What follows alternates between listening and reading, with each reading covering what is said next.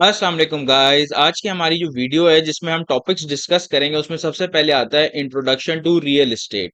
उसके बाद सेकेंडली हम डिस्कस करेंगे ways to make money, real estate से हम कैसे पैसा बना सकते हैं।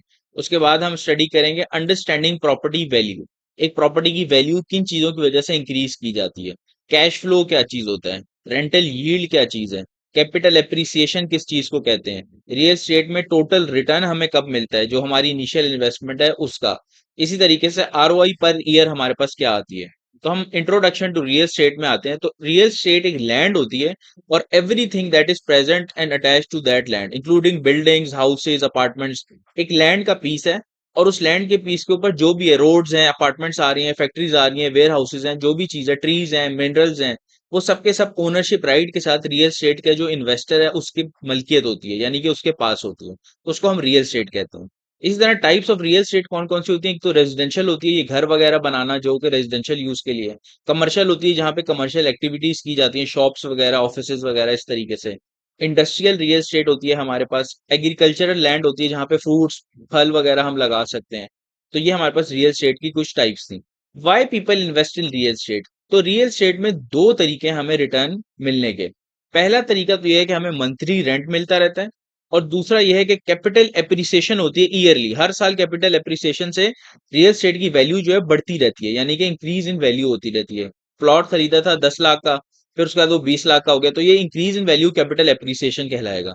इसी तरीके से हम इसको एक एग्जाम्पल से समझते हैं। सपोज करें कि आपके पास 10 करोड़ रुपए है और आपने एक घर खरीदा 10 करोड़ का।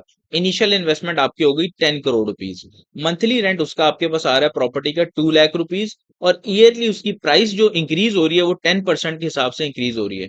तो 10 करोड़ आफ्टर आफ्टर 5 ईयर्स हमारे पास कितने इंक्रीज हो जाएंगे। तो फ्यूचर वैल्यू का हमारे पास फॉर्मूला होता है 10 × 1.10 रेज टू द पावर 5। 5 साल के लिए हमने कैलकुलेट करना है और हर साल की अप्रिसिएशन कितनी है, 10%। और इनिशियल वैल्यू कितनी थी हमारे पास, 10 करोड़ इनिशियल इन्वेस्टमेंट थी। तो ये 16.1 करोड़, 16 करोड़ तकरीबन बन जाएंगे हमारे पास। तो ये जो 6.1 करोड़ एक्स्ट्रा इंक्रीज आया है इसी को हम कहते हैं कैपिटल एप्रिसिएशन। क्योंकि 10 करोड़ इनिशियल इन्वेस्टमेंट थी, 6 करोड़ इंक्रीज हो गया, तो कैपिटल एप्रिसिएशन हमारे पास 6.1 करोड़ की हो गई। रेंटल यील्ड का कॉन्सेप्ट क्या है कि मंथली रेंट आपके पास 2 लाख था, ईयरली रेंट आपके पास कितना हो गया, 2 × 12 24 लैक्स।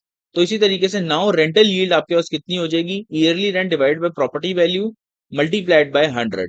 तो इसका मतलब yearly rent 24 lakh divide by 10 crore multiplied by 100, तो ये 2.4% आ रही है। अच्छा ये याद रखना, remember this is only rental yield. ये सिर्फ रेंटल यील्ड है जो 2% आपको नजर आ रही है। इसमें कैपिटल एप्रिसिएशन शामिल नहीं है, तो ये सिर्फ रेंटल यील्ड है। अब अगर हम डिस्कस करें टोटल रिटर्न के बारे में, तो टोटल रिटर्न जो होता है, लेट्स से कि 5 साल में आपके पास कैपिटल एप्रिसिएशन भी आई और रेंटल यील्ड भी आई।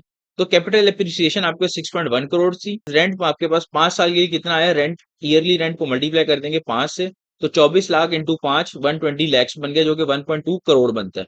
तो इसी तरीके से टोटल प्रॉफिट आपके पास कैपिटल एप्रिसिएशन प्लस रेंट, ये दोनों को ऐड कर दोगे तो आपके पास टोटल प्रॉफिट 7.3 करोड़ का आ गया।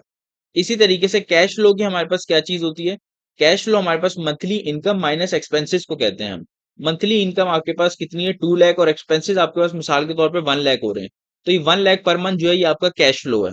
इसी तरीके से 12 मंथ्स के लिए कितना हो जाएगा, 1 साल के लिए, तो 12 × 1 12 लाख पर ईयर आपका कैश फ्लो बन गया। तो ये कैश फ्लो की जनरेशन है।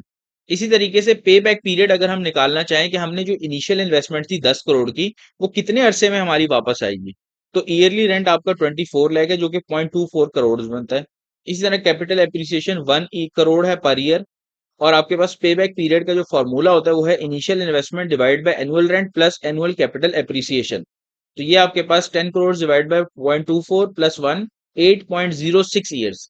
ये आपके पास जो पे बैक पीरियड बनेगा इनिशियल 10 करोड़ की इन्वेस्टमेंट का, वो है 8 साल। 8 साल में आपका इनिशियल 10 करोड़ जो है वो वापस आ जाएगा, उसके बाद सारा आपका प्रॉफिट है।